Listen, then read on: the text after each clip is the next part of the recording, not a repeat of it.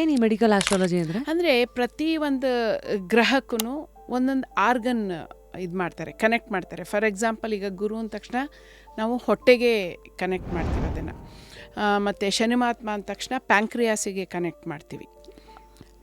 So ಬುಧ ಗ್ರಹ ಅಂದ ತಕ್ಷಣ ಹಾರ್ಮೋನು, ಥೈರಾಯ್ಡು ಅದೆಲ್ಲ ಬರುತ್ತೆ.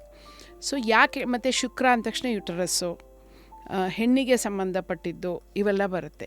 ಯಾಕೆ ಇದನ್ನು ಹೇಳ್ತೀನಿ ಅಂದರೆ, ಆ ದಶಾಭುಕ್ತಿ ಬಂದಾಗ ಅದು ಬರಬಹುದು, ಅದಕ್ಕೆ ಸಂಬಂಧಪಟ್ಟ ತೊಂದರೆ ಬರಬಹುದು.